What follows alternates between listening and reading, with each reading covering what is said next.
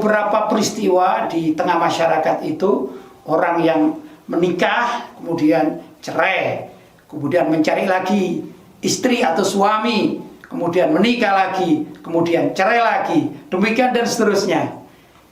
Gimana kira-kira menurut pandangan syariat? Pertama, menikah ya, menikah itu sunnah. Karena itu Nabi SAW bersabda, an-nikahu sunnati, nikah itu adalah sunnahku. Faman raghiba an sunnati falaysa minni. Siapa orang yang benci atau tidak suka dengan sunnah-sunnahku, maka dia bukan termasuk dari golonganku.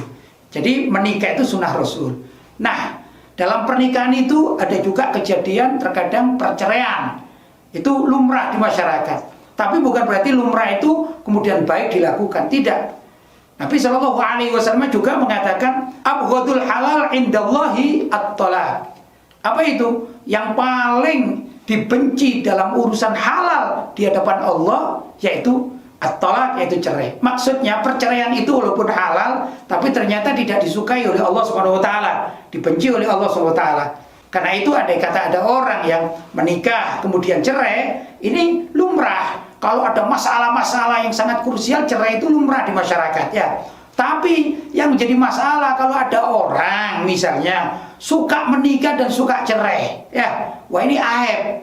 Kenapa? Seakan-akan dia ini menantang. Ini kan sesuatu yang dibenci oleh Allah. Tapi dia terus melakukan. Dia cari pasangan, menikah, cerai lagi, cari lagi, gak cocok lagi, pasangan, menikah lagi, cerai lagi, terus. Ini suatu aib di tengah masyarakat dan juga di hadapan Allah Subhanahu wa ta'ala. Makin terbaik orang yang akan menikah itu memilih dengan benar-benar calon istri yang sekira tidak akan cerai di tengah perjalanan. Tapi bagi orang yang cerai sekali misalnya, maka itu adalah pendidikan yang baik, termasuk pengalaman yang tidak boleh dilupakan.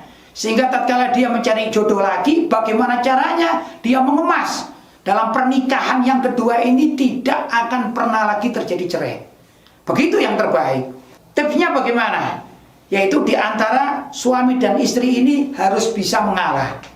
Saya gambarkan, kalau suatu saat, namanya orang ya, suami sedang dalam keadaan marah, yang entahlah kejadian apa gitu ya, mungkin ada urusan di luar, di kantornya, ada sesuatu yang belum terselesaikan, sehingga kesumpekan atau sedih atau problem ini dibawa pulang, sehingga dia di rumahnya ini emosinya tinggi. Maka sang istri harus tahu, jangan sang istri kemudian mengatakan, ini abang gimana kok marah-marah, aku kan tidak salah. Apa? Akhirnya terjadi pertengkaran, padahal asalnya urusan kantor ini ya, atau urusan pekerjaan. Atau misalnya ada seorang suami yang melihat istrinya sedang dalam keadaan marah-marah, ya mesti jangan langsung ditanggapi marah-marah, dilihat dulu kenapa. Mungkin tatkala di dapur ya, itu ada suatu kejadian sehingga sang istri itu nggak senang, maka dia emosi. Nah kadang-kadang emosi seorang istri itu tercetus di hadapan suami.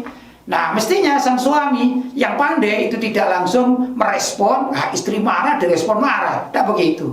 Diam dulu aja, didengarkan, biarkan istri marah. Sudah, setelah selesai, kira-kira sudah enakan, baru ditanya, kenapa kau marah-marah? Nah kalau sudah tahu permasalahannya, maka si suami kalau bisa membantu problem yang dihadapi istri, itu akan menjadi indah dan terselesaikan. Loh kalau dua belah pihak saling sama mengerti, saling bisa menjaga, tidak kemudian merespon langsung begitu, insya Allah pernikahan ini bisa lestari.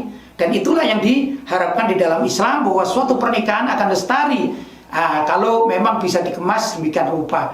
Maka pendidikan agama di dalam berumah tangga ini sangat penting ya. Tidak ada namanya kata terlambat bagi seorang suami dan istri yang sudah membina rumah tangga, baik ini rumah tangga baru maupun rumah tangga yang lama, untuk mempelajari kewajiban-kewajiban seseorang menjadi suami itu apa, dan seseorang menjadi istri itu apa, kemudian haknya seorang menjadi suami itu apa, serta haknya seorang menjadi istri itu apa. Ini dikaji bersama, insya Allah dengan demikian maka pernikahannya akan menjadi samawa, sakinah, mawaddah, warahmah. Itu yang diharapkan oleh setiap pasangan suami istri.